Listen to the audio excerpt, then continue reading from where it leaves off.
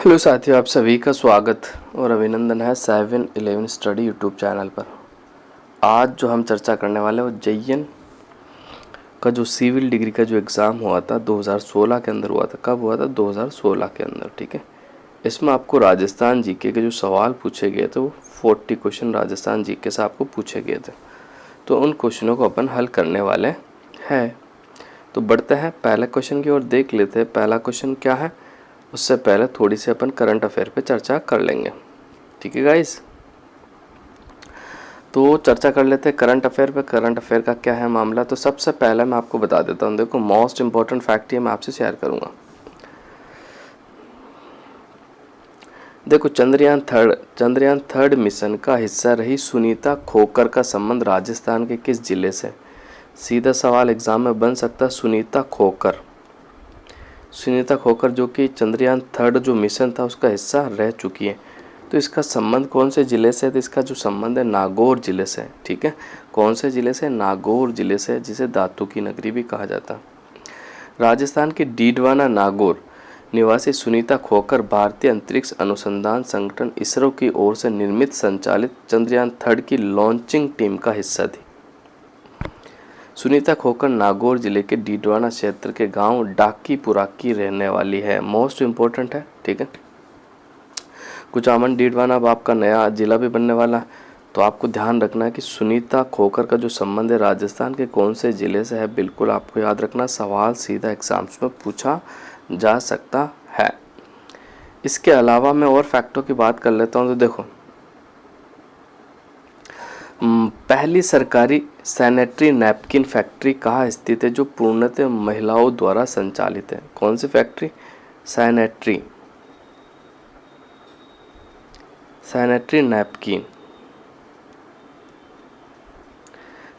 Napkin. ठीक है, जो फैक्ट्री कहाँ स्थित है जो पूर्णतः महिलाओं द्वारा संचालित है? तो मिर्जवाला श्री गंगानगर। कहाँ स्थित है? बिल्कुल आपको याद रखना, मिर्जवाला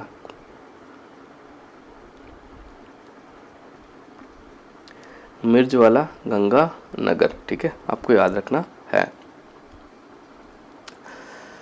और एक और मैं खास बैठक के बारे में बात कर लेता हूँ, जो कि आपको पता है ही। अभी G20 की बैठक हुई थी। कहाँ हुई थी? भारत के अंदर। तो भारत के अंदर नई दिल्ली में हुई थी, मंडपम दिल्ली के अंदर। कहाँ हुई थी? आपको बिल्कुल याद रखना, मंडपम दिल्ली के अंदर हुई थी। ठीक है, इसकी अध्यक्षता किसने करी थी? नरेंद्र मोदी जी ने करी थी। कौन सा संस्करण था? 18वां संस्करण था। ठीक है, और इसका लोगो क्या था? खिलता हुआ फूल। ठीक है, बिल्कुल आपको याद रखना। इसके अलावा मैं बात कर लूँ तो 19वां जो संस्करण होगा वो ब्राज़ील के अंदर होगा। 17वां जो संस्करण हुआ था इंडोनेशिया में हुआ था। इसकी थीम क्या थी? तो वसुधैव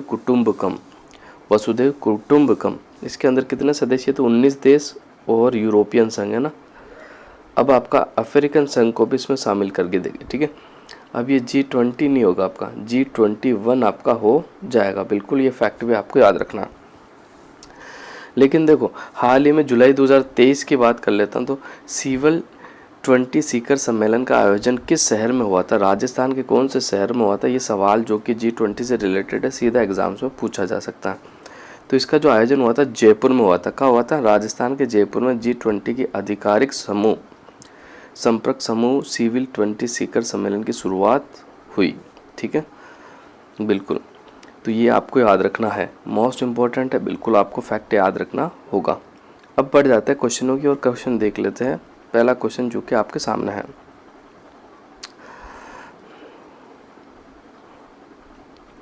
साबी नदी के तट पर प्राचीन राजस्थान की सभ्यता का कौन सा स्थल बसा हुआ, ये आपको बताना है। तो इसका जो राइट आंसर हो जाएगा आपका बिल्कुल जोधपुरा सभ्यता। ऑप्शन नंबर 2 जो है आपका बिल्कुल राइट आंसर हो जाएगा। जोधपुरा सभ्यता के बारे में इंपॉर्टेंट फैक्ट की अपन बात कर लेते हैं। जयपुर जिले में साबी नदी के तट पर जोधपुरा गांव में 1972 से 75 में उत्खनन में जोधपुर सभ्यता के अवशेष प्राप्त हुए थे। ये सभ्यता 2500 ईसा पूर्व से 200 ईसा पूर्व के मध्य फली फूली थी। उत्खनन में सलेटी रंग के चित्रित मर्द पात्र और पानी पीने के पात्र, कटोरे, तस्त्रियों के जो अवशेष यहाँ से प्राप्त हुए। यहाँ से लोहे के शस्त्र भी मिले और लोहे के बने तीरों के अग्रभाग, लोहे की कीलें, शंख से निर्मित चूड़ियों के टुकड़े, कुबड़ बेल की आकृतियां, मिट्टी व पत्थर के मनके यहाँ से आपको प्राप्त हुए। जोधपुर में लोहा गलाने की भट्टियां भी आपको मिली है। बिल्कुल आपको याद रखना, जोधपुर एक लौहयुगीन सभ्यता, ठीक है। और इन भट्टियों में अयस्क से लोहा प्राप्त करने हेतु उपलोह का उपयोग नहीं किया जाता था। इस प्राप्त लोहे धातु से लोह उपकरण में इन भट्टियों के पास दूसरी भट्टी भी बनाए जाते थे, ठीक है। और मैं बात कर लेता हूँ इसके उत्खनन की। अगर मैं बात कर लेता हूँ तो बिल्कुल आपको याद रखना, इसका जो उत्खनन किया गया था R.C. अग्रवाल और विजय कुमार द्वारा किया गया था। क्या आपको याद रखना, इसका जो उत्खनन किया गया था किसके द्वारा किया गया था? बिल्कुल आपको याद रखना किसके द्वारा। एक तो आपके हो गए कौन, 1972 से 75 के मध्य। कब हुआ था? 1972 से 75 के मध्य, 1972 से 75 के मध्य। किसने किया था? R.C. अग्रवाल, R.C. अग्रवाल और विजय कुमार। R.C. अग्रवाल और किसके द्वारा? विजय कुमार के द्वारा किया गया। बिल्कुल आपको याद रखना, जो कि मोस्ट इम्पोर्टेंट आपका फैक्ट है। तो बढ़ते हैं अगले क्वेश्चन की ओर। अगला क्वेश्चन देख लेते हैं क्या है सही आंसर इसका।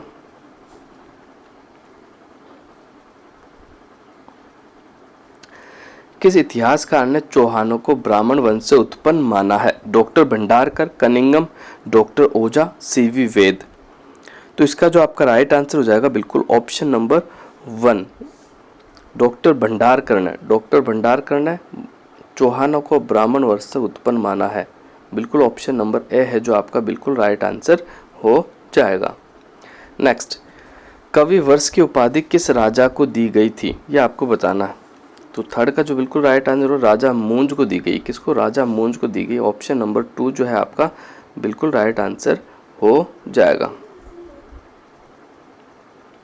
अगला क्वेश्चन देख लेते गाइस। थर्ड शाखा ऑफ चित्तौड़ टैग पैलेस, यानी चित्तौड़ का तीसरा शाखा कब हुआ था, ये आपको बताना है। जो चित्तौड़गढ़ का जो तीसरा शाखा हुआ था ये कब हुआ है आपको बताना है। तो चित्तौड़गढ़ का जो तीसरा शाखा हुआ था गाइस कब हुआ था? बिल्कुल आपको याद रखना 1568 ईस्वी में हुआ था। कब हुआ था? 1568 ईस्वी के अंदर हुआ था। मैं चित्तौड़गढ़ के तीनों शाखाओं की बात कर लेता हूँ। तो चित्तौड़गढ़ का प्रथम शाखा हुआ था 1303 ईस्वी में। कब हुआ था? 1303 ईस्वी में, राणा रतन सिंह के शासनकाल में। अलाउद्दीन खिलजी ने चित्तौड़ पर आक्रमण किया था। इसमें जो जौहर किया था वो रानी पद्मिनी के द्वारा किया गया था। बिल्कुल आपको याद रखना। दूसरा जो शाखा हुआ था 1534 में हुआ था, ठीक है। इस समय राणा विक्रमादित्य के शासनकाल में गुजरात के सुल्तान बहादुर शाह ने आक्रमण किया था। और जो जौहर किया था वो किसने किया था? रानी कर्मावती ने। किसने किया था? वह रानी कर्मावती के द्वारा जौहर किया गया। आपको बिल्कुल याद रखना है। वो तीसरा जो शाखा हुआ था चित्तौड़गढ़ का आपका वो हुआ था 1568। राणा उदय सिंह के शासनकाल में और अकबर ने आक्रमण किया था, ठीक है। इसमें जयमल और फत्ता के नेतृत्व में चित्तौड़ की सेना ने मुगल सेना से जमकर मुकाबला किया और स्त्रियों ने जौहर किया था, ठीक है। इसमें जो है फूल कवर के द्वारा जौहर किया गया था। केसरिया, जयमल और फत्ता के द्वारा आपका किया गया था। इसमें मुगल बादशाह अकबर की जीत हुई थी। बिल्कुल आपको याद रखना है। अब बढ़ जाते हैं अगला क्वेश्चन की ओर। अगला क्वेश्चन क्या है?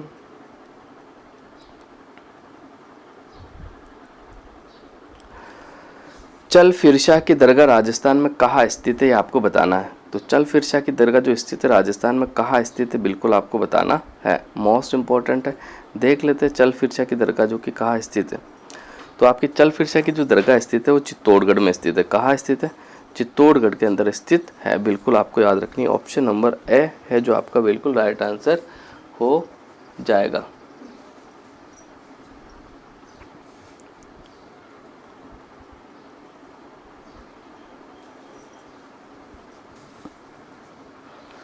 अगला देख लेते हैं। इसके अलावा इम्पोर्टेंट फैक्ट में अगला देख लेते हैं। मैं अगला क्वेश्चन क्या इम्पोर्टेंट फैक्ट है जो मैं आपको बता देता हूँ। मोस्ट इम्पोर्टेंट है, बिल्कुल आपको याद रखना है। तो देखते हैं अपन इसका आंसर क्या होने वाला। तो चल फिरशाह दरगाह आपकी चित्तौड़गढ़ में स्थित है। इसके अलावा मैं दूसरी दरगाह की बात कर लूँ तो देखो बिल्कुल आपको याद रखना संत अब्दुल रसूल की जो दरगाह है वो कहाँ स्थित है? तो अब्दुल्ला पीर की जो दरगाह भगवानपुरा बांसवाड़ा में, कहाँ है? भगवानपुरा बांसवाड़ा में। ये सवाल भी आपका एग्जाम में पूछा जा चुका। शाही जामा मस्जिद की बात कर दूँ तो शाहबाद 12 के अंदर है। 9 गज़ा पीर की दरगाह की बात करूँ तो चित्तौड़गढ़ में। गजरा के मकबरा की बात कर लूँ तो धौलपुर में। जरीना के मकबरा की बात कर लूँ तो ये भी धौलपुरा में, ठीक है, बिल्कुल आपको याद रखना। इसके अलावा अबवन शाह अली रहमा मकदूर पीर की जो दरगाह स्थित है, अबवन शाह अलैहि रहमा मकदूर पीर की जो दरगाह है वो सांचौर जालौर में आपका, ठीक है। अब सांचौर नया जिला है तो सांचौर में ही स्थित है। कबीर शाह की मकबरा या दरगाह जो स्थित है वो करौली में है। कहाँ? करौली में, ठीक है। देखो आपको याद रखना, या तो मकबरा पूछे या फिर दरगाह पूछे, एक ही बात है ना, मकबरा को ही दरगाह कहा जाता है आपका, ठीक है। और ये इसके अलावा क्या कहा जाता है? मज़ार भी कहा जा सकता है। मकबरा, दरगाह, मज़ार एक ही चीज़ है, अलग अलग चीज़ नहीं है, तो आपको बिल्कुल कंफ्यूज नहीं होना है। इसके अलावा मैं और बात कर लेता हूँ। देखो बड़े पीर की जो दरगाह है वो नागौर के अंदर है, और सुल्तान तारकीन की जो दरगाह वो भी आपके नागौर में है। पीर मस्तान की दरगाह की बात कर लो तो सोजत पाली में है। मस्तान बाबा की दरगाह की बात कर लो तो सुमेरपुर पाली में है। गमता काजा की मीनार आपके जोधपुर में पड़ती है। नहर खा की मीनार आपके कोटा में पड़ती है, ठीक है। अकबर मस्जिद आपके आमेर में पड़ती है। नलीसा मस्जिद आपके सांबर जयपुर में पड़ती है। एक मीनार मस्जिद जोधपुर में है। दरगाह अदरसीला कोटा के अंदर है। चोटीला पीर डूले शाह की दरगाह पाली में है, और मलिक शाह पीर की दरगाह जालोर में है। 9 गज़ा पीर साहब की दरगाह एक टोक में है, एक आपकी चित्तौड़गढ़ में है, ठीक है। गुलाब खां का मकबरा आपके जोधपुर में पड़ता है। अलाउद्दीन की मस्जिद जालोर में पड़ती है, ठीक है, बिल्कुल आपको याद रखना। गुलाम कलंदर की दरगाह जोधपुर में। खुदा बख्श बाबा की जो दरगाह पड़ती है वो सादड़ी पाली में पड़ती है। कहाँ पड़ती है? सादड़ी पाली के अंदर आपकी पड़ती है। इसके अलावा ख्वाजा मोइनुद्दीन चिश्ती की दरगाह अजमेर में फेमस, आप जानते हो। घोड़े की मज़ार आपको केवल तारागढ़ अजमेर के अंदर देखने को मिलेगी। अब्दुल्ला खां का मकबरा अजमेर के अंदर पड़ता है, जबकि अब्दुल्ला पीर की दरगाह आपके बांसवाड़ा में और अब्दुल्ला खां का मकबरा अजमेर में, ठीक है, बिल्कुल आपको याद रखना। अलाउद्दीन आलम शाह की दरगाह या मकबरा आपका तिजारा अलवर में पड़ता है। कहाँ पड़ता है? तिजारा अलवर के अंदर पड़ता है। नरहट शरीफ की दरगाह आप जानते हो चिड़ावा तहसील के अंदर पड़ती है, झुंझुनू जिले में, बिल्कुल आपको याद रखनी। काका जी की दरगाह प्रतापगढ़ में पड़ती है, ठीक है। इसके अलावा इंपॉर्टेंट फैक्ट मैं और आपसे शेयर कर लेता हूँ। सैयद फ़खरुद्दीन की जो मस्जिद या दरगाह है आपके गलियाकोट के अंदर है। संत मीठे शाह की झालावाड़ के अंदर है, बिल्कुल आपको याद रखना है। तो ये सारी दरगाहें आपको याद रखनी जो कि इम्पोर्टेंट है। अगला क्वेश्चन देख लेते गाइस। अगला क्वेश्चन बिल्कुल आपके सामने है, शानदार सवाल है। देखते हैं इसका सही आंसर आपका क्या होगा।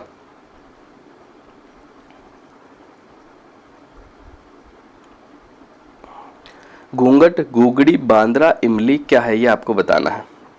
तो देखो मैं बता देता हूँ। तारागढ़ अजमेर की प्राचीर की विशाल बुर्जों के नाम है। मारवाड़ के लोक परंपरा में जातियों के गोत्रों के नाम है। मेवाड़ आंचलिक में स्त्रियों के पहनावे के नाम है। राजस्थानी खान पान की विधियों के नाम है। तो इसका जो राइट आंसर हो जाएगा बिल्कुल option number A, Taragarh Ajmer की प्राचीर विशाल बुर्जों के नाम है। देखो तारागढ़ का जो निर्माण करवाया था वह वजीराज चौहान ने करवाया था, बिल्कुल आपको याद रखना, 7वीं सदी में। और तारागढ़ दुर्ग के अंदर 14 बुर्ज है आपकी। कितनी बुर्ज है? 14 बुर्ज है। 14 बुर्ज में सारी आपको बताने वाला हूँ, ठीक है। सबसे पहले जानू नायक की बुर्ज, पीपली बुर्ज, इब्राहिम शहीद की बुर्ज, खिड़की बुर्ज, फतेह बुर्ज, घूंघट बुर्ज, गुगड़ी बुर्ज, दोराई बुर्ज, बांद्रा बुर्ज, इमली बुर्ज, फूटी बुर्ज, नकारची बुर्ज, संगार जंवरी बुर्ज, आर पार का अत्ता बुर्ज, सैयद बुर्ज और हुसैन बुर्ज।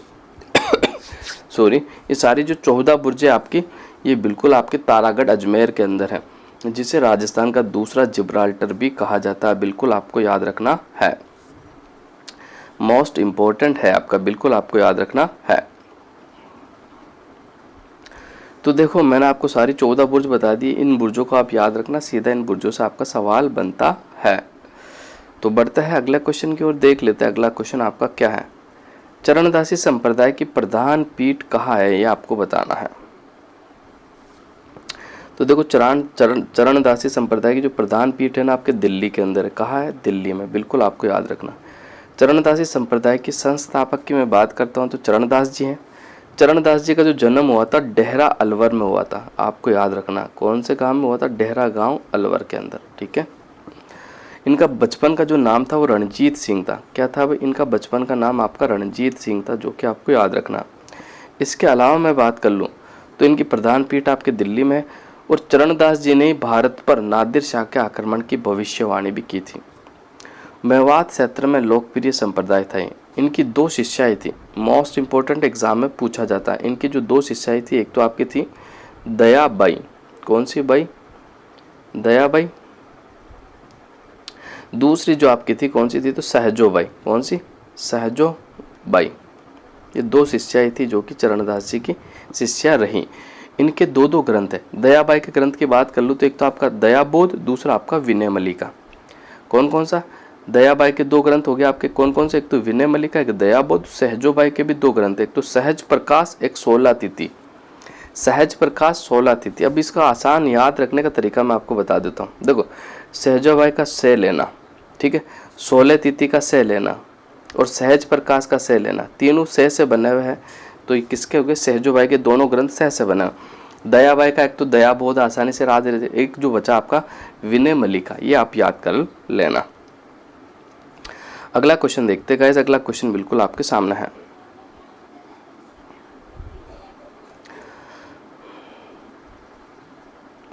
नागौर का बू गांव किस लिए प्रसिद्ध हुआ था, ये आपको बताना है। तो नागौर का जो बू गांव प्रसिद्ध हुआ था वो मिट्टी के खिलौने के लिए। किसके लिए प्रसिद्ध हुआ था? आपका मिट्टी के खिलौने के लिए प्रसिद्ध हुआ था, ठीक है। तो इसका जो राइट आंसर हो जाएगा आपका बिल्कुल ऑप्शन नंबर 2।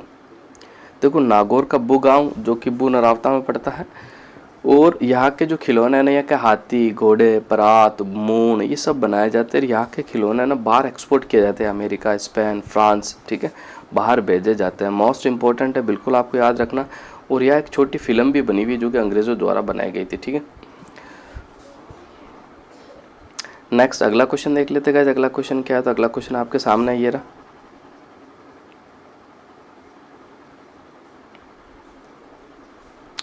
नहीं जानते कि इतना बड़ा मुद्रित ग्रंथ भारत की ही क्या जगत की किसी भी भाषा में है या नहीं? उक्त कथन किस ग्रंथ के बारे में है, ये आपको बताना है। तो ये किसके बारे में, इसका मैं बता देता हूँ आपको। राग रत्नाकर, राग कल्पद्रुम, वंश भास्कर और श्रृंगारहार। तो इसका जो राइट आंसर हो जाएगा आपका बिल्कुल कौन सा राइट आंसर हो जाएगा? ऑप्शन नंबर 2 जो है इसका बिल्कुल राइट आंसर आपका हो जाएगा। ये जो कथन कहा गया आपके राग कल्पद्रुम के बारे में कहा गया। वो राग कल्पद्रुम के में इसकी रचना किसने करी? तो आपको याद रखना, कृष्णानंद व्यास ने। किसने करी थी?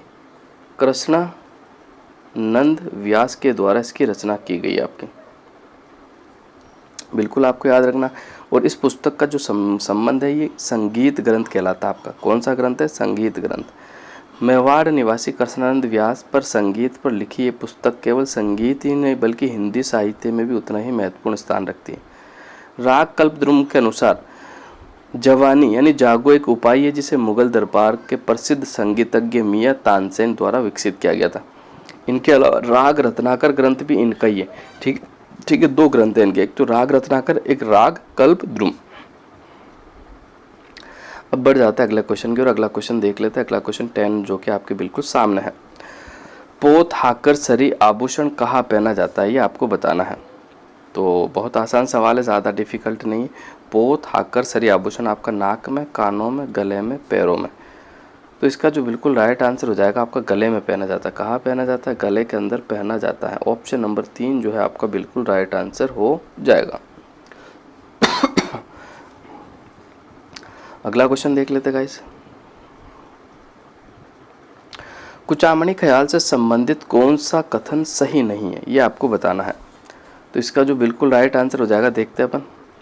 कुचामणी ख्याल के प्रवर्तक लच्छीराम है, ये तो आपका बिल्कुल सही है। इनमें पुरुष पात्र ही स्त्री चरित्र का अभिनय करते हैं, ये भी आपका बिल्कुल सही है, ठीक है। इसके प्रमुख कलाकार चेतराम, हमीद बेग और ताराचंद प्रमुख हैं, ये आपका इससे सुमेलित नहीं है, यानी सही नहीं है। इसका जो संबंध है किससे है? तो हमीद बेग, चेतराम, ताराचंद का तुर्रा कलंगी से इनका संबंध है, ना कि कुचामणी ख्याल से। और इनमें नर्तक ही गाने गाते थे, ये भी आपका बिल्कुल सही है। तो इसका जो राइट आंसर हो जाएगा ऑप्शन नंबर 3 जो है आपका बिल्कुल राइट आंसर हो जाएगा।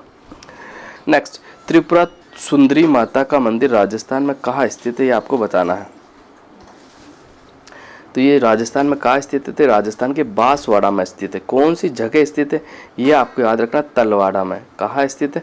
तलवाड़ा, ठीक है, तलवाड़ा के अंदर स्थित है, बिल्कुल आपको याद रखना है।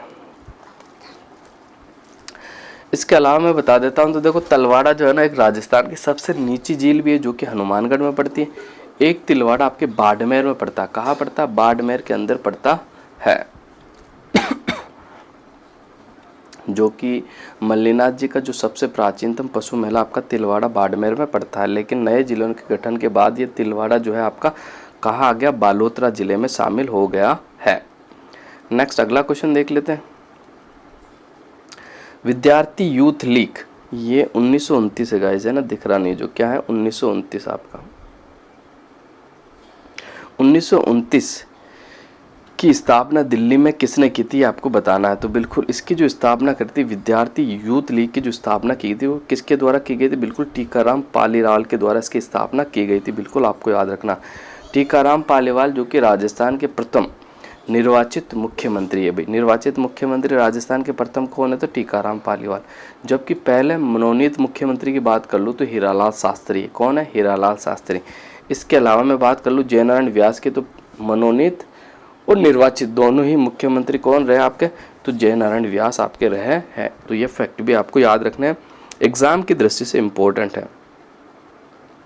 अगला क्वेश्चन देख लेते हैं। डावी और जीमनी सामंतों की श्रेणी राजस्थान में कहाँ प्रचलित थी? ये आपको बताना है। तो इसका जो राइट आंसर हो जाएगा आपका बिल्कुल जैसलमेर में। ऑप्शन नंबर ए जो है आपका बिल्कुल राइट आंसर हो जाएगा। अगला क्वेश्चन देखते हैं 15वां। कौन सा कूट सुमेलित नहीं है? आपको बताना है। एक तरफ आपको प्रजामंडल दिया हुआ है, एक तरफ आपको संस्थापक दिया हुआ है। तो देख लेते हैं कौन सा सुमेलित नहीं है। जैसलमेर के मिठालाल व्यास सुमेलित है, कोटा के नैनूराम शर्मा सुमेलित है, जयपुर के कपूरचंद पाटने सुमेलित है, बूंदी के गोपीलाल यादव नहीं है, कांतिलाल है भाई। बूंदी के कौन है? कांतिलाल। तो ये सही सुमेलित। इसका जो राइट आंसर हो जाएगा आपका ऑप्शन नंबर 4D, बिल्कुल राइट आंसर हो जाएगा। नेक्स्ट अगला क्वेश्चन देख लेते हैं गाइस। अगला क्वेश्चन क्या होती है? अगला क्वेश्चन आपके सामने है।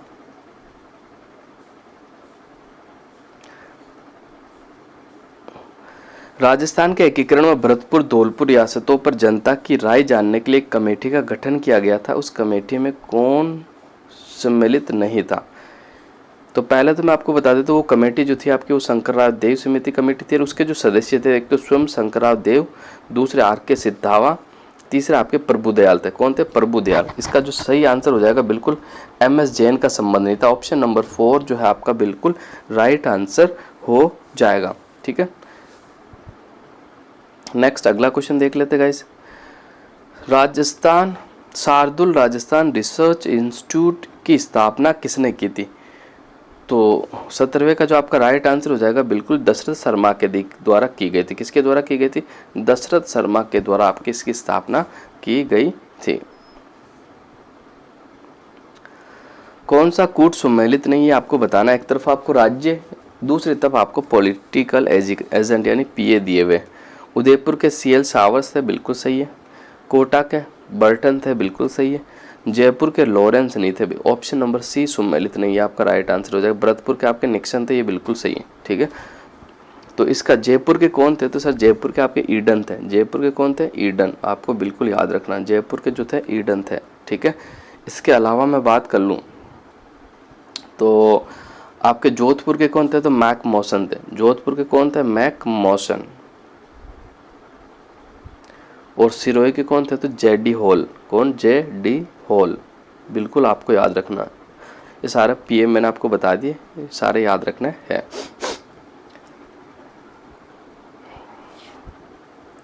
अगला क्वेश्चन देख लेते गाइस। अगला क्वेश्चन क्या है? अगला क्वेश्चन आपके सामने। भगत आंदोलन किस क्षेत्र में शुरू हुआ था? ये आपको बताना है। तो देख लेते हैं भगत आंदोलन कौन से क्षेत्र में आपका स्टार्ट हुआ था, ठीक है। उदयपुर चित्तौड़, डूंगरपुर बांसवाड़ा, सिरोही पाली, बाड़मेर सिरोही। तो इसका जो राइट आंसर हो जाएगा बिल्कुल डूंगरपुर बांसवाड़ा। ऑप्शन नंबर 2 जो है आपका बिल्कुल राइट आंसर हो जाएगा। भगत आंदोलन मुख्यतः भील जनजातियों के किसानों के द्वारा आपका शुरू किया गया था।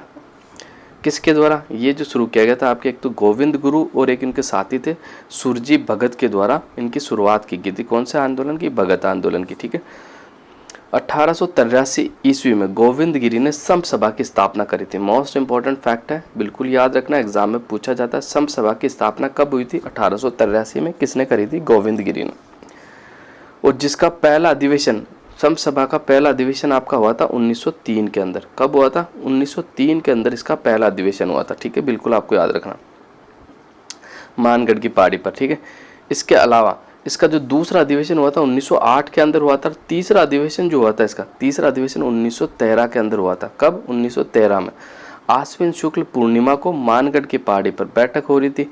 उस समय मेवाड़ भील कोर ने गोलियां चलाई जिससे 1500 से अधिक भील मारे गए। कितने?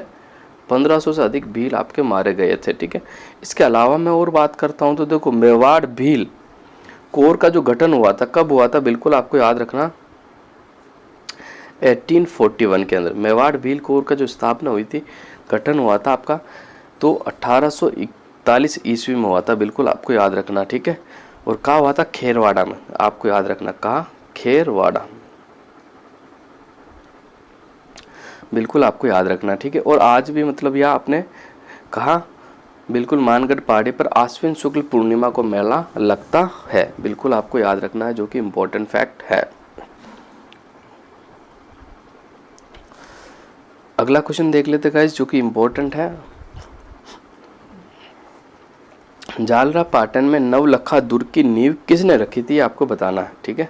क्वेश्चन नंबर 20 है, मैं थोड़ा सा बड़ा कर लेता हूँ। ये लो, जालरा पाटन के अंदर नवलखा दुर्ग की नींव किसके द्वारा रखी गई थी?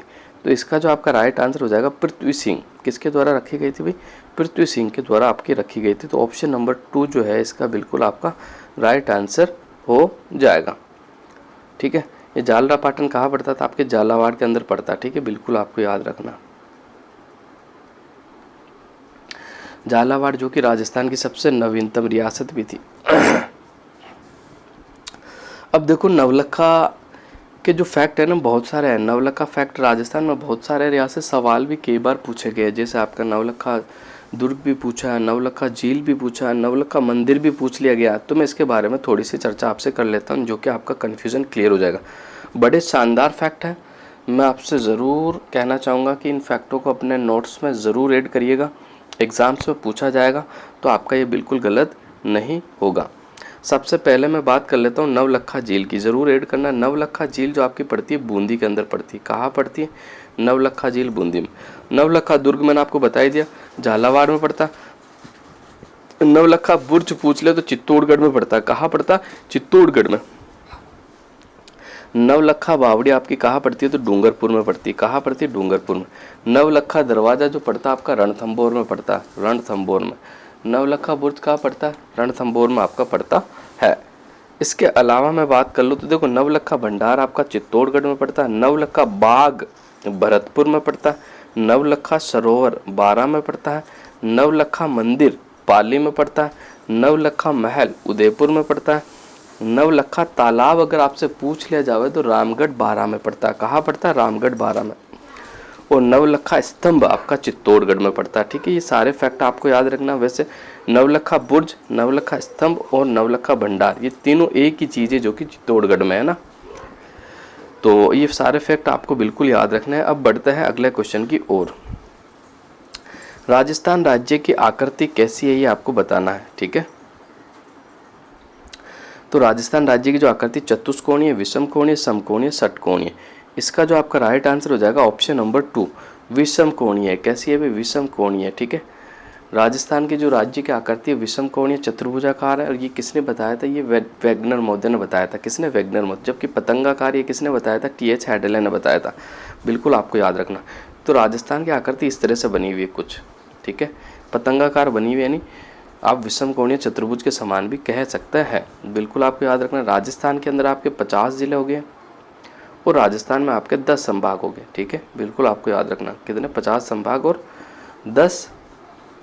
50 जिले और 10 संभाग आपके हो गए। और 11 नगर निगम हो गए राजस्थान के अंदर। कितने नगर निगम हो गए? 11। 11वां जो नवीनतम नगर निगम बना आपका अलवर बना। कौन सा? अलवर। बिल्कुल आपको याद रखना है, जो कि मोस्ट इम्पोर्टेंट है। अब बढ़ते हैं आगे की ओर। राजस्थान राज्य का अक्षांशीय विस्तार है, ये आपको बताना है। तो राजस्थान राज्य का जो अक्षांशीय विस्तार है वो 23 डिग्री 3 मिनट से 30 degree 12 minute Uttar. Option number A है जो आपका बिल्कुल राइट आंसर हो जाएगा। नेक्स्ट अगला क्वेश्चन देख लेते हैं। अरावली की सर्वोच्च पर्वत चोटी निम्नांकित में से कौन सी, आपको बताना है। तो इसमें से दीवी है ना, इसमें से आपको बताना जरगा, रघुनाथगढ़, तारागढ़, शहर।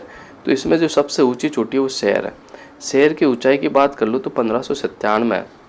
और शहर चोटी जो पड़ती है आपके सिरोही जिले में पड़ती है। कहाँ पड़ती है? सिरोही में।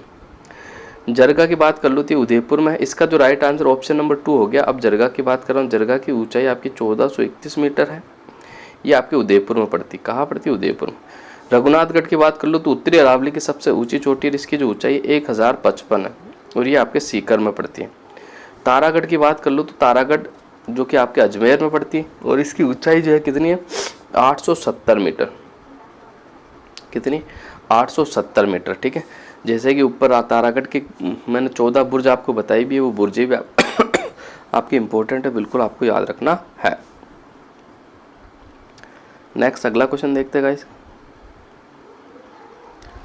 राजस्थान के किस भौतिक विभाग में मुकुंदरा की पहाड़ियाँ स्थित है, ये आपको बताना है। तो इसका जो आपका राइट आंसर हो जाएगा 24वां का बिल्कुल ऑप्शन नंबर 3। हाड़ौती के पठार के अंदर आपकी मुकुंदरा की पहाड़ियाँ पड़ती है। मुकुंदरा की पहाड़ियों की सबसे ऊंची चोटी की बात कर लूँ तो चांदमारी या चांदबाजी, ठीक है, ये सबसे ऊंची चोटी है। इसकी ऊंचाई जो है 517 मीटर है आपकी, बिल्कुल आपको याद रखना है। इसके अलावा डग गंगाधर प्रदेश, ये भी आपका कहाँ पड़ता था? हाड़ौती के पठार में पड़ता है। ये सवाल आपका पूछा हुआ है, बिल्कुल आपको याद रखना है। ऊपरमाल है, ऊपरमाल क्या है ये आपको बताना है। तो ऊपरमाल जो कि हाड़ौती का पठार का भाग है। किसका? हाड़ौती का पठार का भाग है। और हाड़ौती का पठार जो है आपके मालवा के पठार का उत्तरी भाग है, बिल्कुल आपको याद रखना, जो कि मोस्ट इंपॉर्टेंट। हाड़ौती का पठार का जो निर्माण हुआ वो क्रिटेशियस काल के अंदर लावा के जमाव से हुआ। किससे? वो लावा के जमाव से आपका हुआ है, बिल्कुल आपको याद रखना, मेसोजोइक एरा के अंदर। नेक्स्ट अगला देख लेते हैं। थार मरुस्थल में स्थलाकृति किस प्रकार के बालू का स्तूप से पटी पड़ी है, ये आपको बताना। मोस्ट इंपॉर्टेंट सवाल है। इसका जो राइट आंसर हो जाएगा सर्वाधिक पैराबोलिक जो बालू का स्तूप है ना, इनसे पूरी जो थार के मरुस्थल की स्थलाकृति बिल्कुल पटी पड़ी है। सबसे ज़्यादा जो पाया जाता है बालू का स्तूप पैराबोलिक आपके है। ठीक है, नेक्स्ट अगला देख लेते हैं।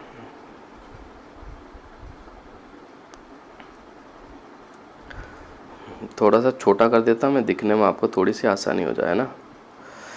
राजस्थान भू क्षेत्र में लंबाई की दृष्टि से नदियों का सही आरोही क्रम कौन सा, ये आपको बताना है। तो देखते इसका जो सही आंसर क्या होगा। इसका जो राइट आंसर होगा सबसे पहला आपका कांतली, ठीक है, फिर आपका चंबल, फिर आपका लूणी, फिर आपका बनास। ऑप्शन नंबर ए है जो आपका बिल्कुल राइट आंसर हो जाएगा।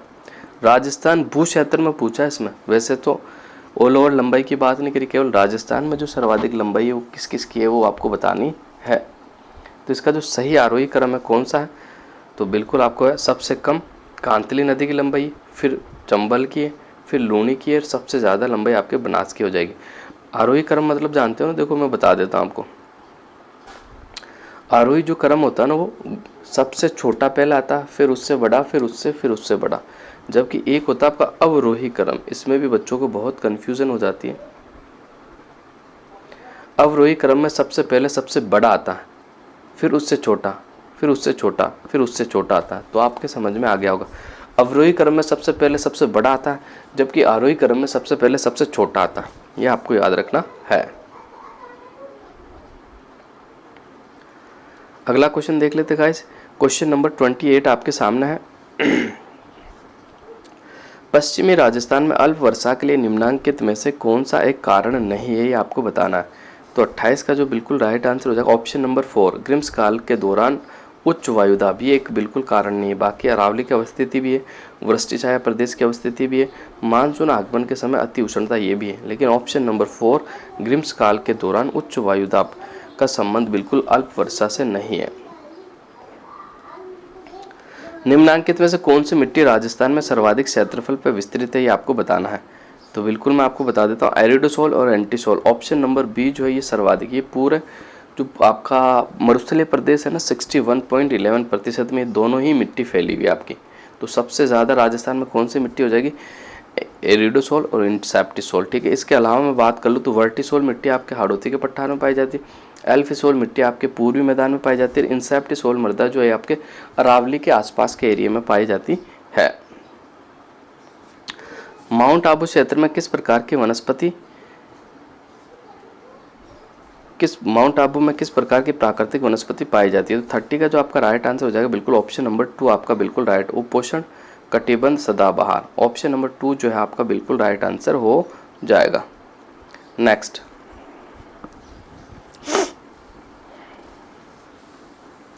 राजस्थान में विधि द्वारा संरक्षित तथा विश्व धरोहर में शामिल अद्वितीय पक्षी संरक्षण स्थल है। तो 31 का जो आपका राइट आंसर हो जाएगा बिल्कुल केवला देव। ऑप्शन नंबर 2 जो है आपका बिल्कुल राइट आंसर हो जाएगा। वर्ल्ड हेरिटेज सिटी में वर्ल्ड हेरिटेज और यूनिक बर्ड लाइफ जो राजस्थान के जो विश्व धरोहर में शामिल है, एक तो केवला देव घना पक्षी विहार है, इसके अलावा एक जंतर मंतर है, जयपुर का परकोटा, राजस्थान के आपके 6 दुर्ग है। ठीक है, गाजर, चीकू, आम। नेक्स्ट अगला क्वेश्चन देख लेते गाइस। राजस्थान में मरुस्थलीकरण का मूल कारण क्या है ये आपको बताना है। तो इसका जो राइट आंसर हो जाएगा सूखे की बारंबारता। ऑप्शन नंबर ए जो है आपका बिल्कुल राइट आंसर हो जाएगा, वन वाला। अगला क्वेश्चन देख लेते हैं। राजस्थान में सर्वाधिक कृषि क्षेत्र 2013-14 में बोई जाने वाली फसल है। तो बिल्कुल वर्तमान के अंदर भी अनाज है, उस समय भी आपका अनाज था सर्वाधिक बोई जाने वाली फसल में। अगला क्वेश्चन देख लेते हैं गाइस। अगला क्वेश्चन क्या है, तो अगला क्वेश्चन बिल्कुल आपके सामने है, इसको अच्छे से अपन देख लेते हैं। 2012 की पशु गणना में अंतिम अनुसार राजस्थान में कुल पशुओं की संख्या कितनी है। तो इस जो बिल्कुल 2012 की जो जनगणना थी उसमें थी 577 लाख, जबकि अब ये जो 2012 में हुई थी 19वीं पशु गणना थी, और अभी वर्तमान के अंदर जो है वो 20वीं पशु गणना।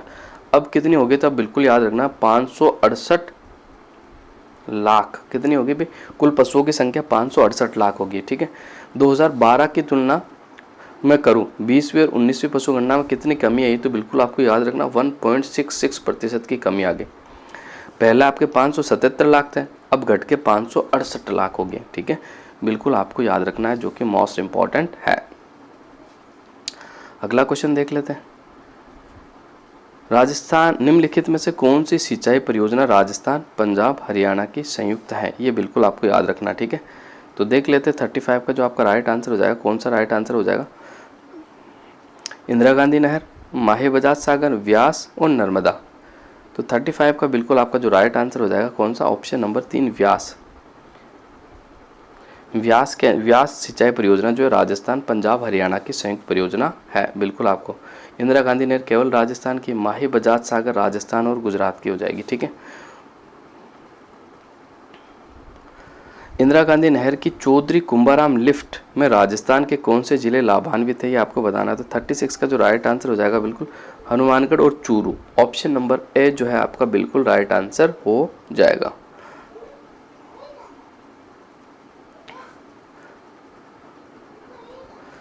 राजस्थान का राष्ट्रीय राजमार्ग जो स्वर्णीय चतुर्भुज योजना तथा पूर्व पश्चिम कॉरिडोर दोनों का हिस्सा है, तो इसका जो आपका राइट आंसर हो जाएगा 37 का बिल्कुल आपका जो राइट आंसर हो जाएगा ऑप्शन नंबर 4 राजमार्ग संख्या 76 यानी 76 NH नंबर 76 जो है ये आपका स्वर्ण चतुर्भुज योजना का भी और उसमें पूर्व कॉरिडोर दोनों का हिस्सा आपका है।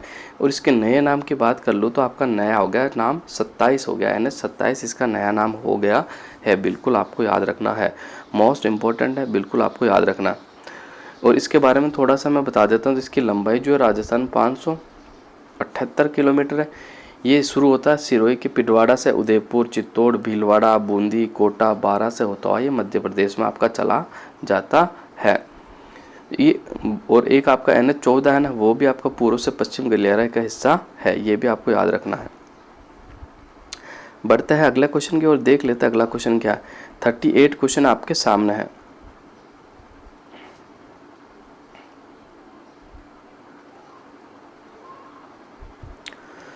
सुपर नेशनल हाईवे योजना में सम्मिलित राजस्थान के सड़क मार्ग का नाम क्या है, ये आपको बताना। तो 38 का जो राइट आंसर हो जाएगा महाराजा अग्रसेन मार्ग। ऑप्शन नंबर 2 जो है आपका बिल्कुल राइट आंसर हो जाएगा। अगला क्वेश्चन देख लेते हैं गाइस। जामर कोटड़ा जिस खनन के लिए प्रसिद्ध है वह है, तो जामर कोटड़ा क्यों फेमस है आपको बताना। तो जामर कोटड़ा जो आपका फेमस है बिल्कुल रॉक फास्फेट के लिए प्रसिद्ध है। किसके लिए? रॉक फास्फेट के लिए प्रसिद्ध है। जामर कोटड़ा आपका पड़ता कहाँ है? तो ये आपके उदयपुर में पड़ता है। कहाँ पड़ता है? ये आपके उदयपुर के अंदर पड़ता है, बिल्कुल आपको याद रखना है, ठीक है। और राजस्थान का कौन सा जिला वर्तमान में जिप्सम का अधिकतम उत्पादन करता है, ये आपको बताना। तो 40 का जो बिल्कुल राइट आंसर हो जाएगा। उस समय भी आपका बीकानेर था, और वर्तमान में आज की बात कर लूँ तो सर्वाधिक उत्पादन जिप्सम का होता है। और एशिया की सबसे बड़ी जिप्सम की जो खान है वह जामसर बीकानेर के अंदर है। तो गाइज आज के सारे क्वेश्चन कंप्लीट हो गए। क्लास को हम यही ख़त्म करना चाहेंगे। अगले क्लास में आपसे फिर मुलाकात होगी। तो धन्यवाद साथियों।